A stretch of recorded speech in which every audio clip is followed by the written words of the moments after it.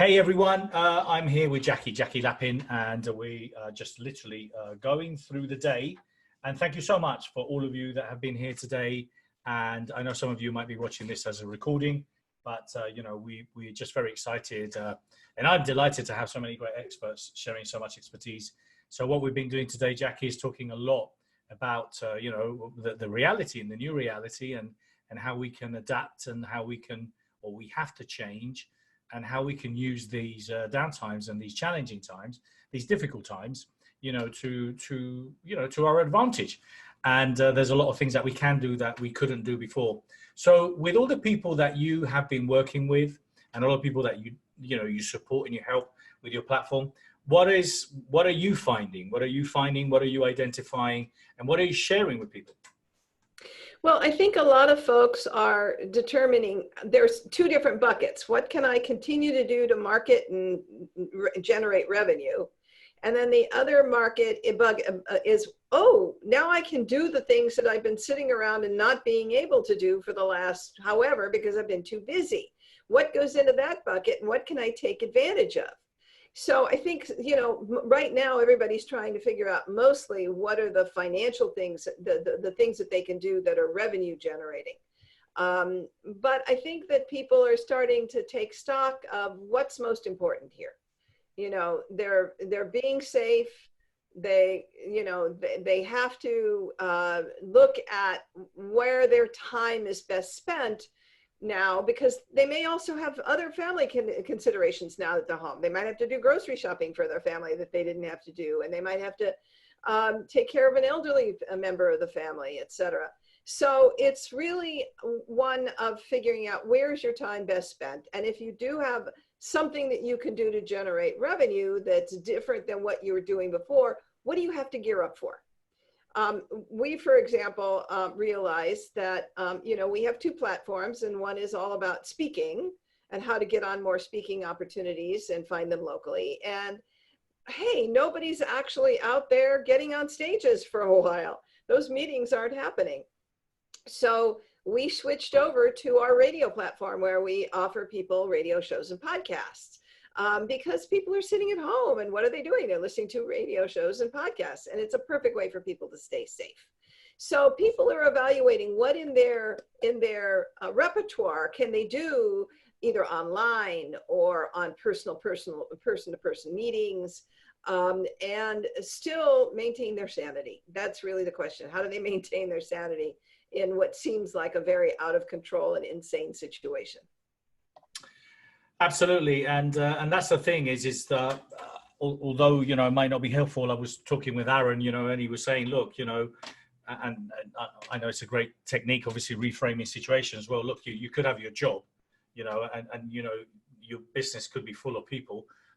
On the other hand, you could be dead. So kind of like what is the worst case scenario? And at the end of the day, it is about understanding kind of, hey, within reason, this is challenging, but look, we're lucky or blessed because hopefully, this or that hasn't happened to us. And although things might be difficult in the coming weeks or months, we still need to stay focused and identify kind of what we can do and how we can take advantage of this time. I think the important thing is to say out of despair and fear. That's the most important message. And look, I know that most people, when they're in a situation of crises, the best way forward is action, is to be busy with something that is producing, as opposed to sitting around feeling that they are helpless, that somehow the life is putting it on them and that they don't have any control. Well, it may be out of their control, but even if they take little steps, it makes them feel more in control. It makes them feel like they're moving forward. It makes them feel like there is a light at the other end of the tunnel, that there's something they're doing that will get the engine going. Perfect. Well, thank you, Jackie. What we're doing obviously in the Best Expert community is giving a lot of, we've created this hashtag, which is called Food Bank for the Soul, with the intention of helping people with content, ideas, tips, advice, books, courses. What could you help or how could you support with what you do that is maybe a resource that you have that's available for anyone that could take advantage of? What would you recommend among the things that you do?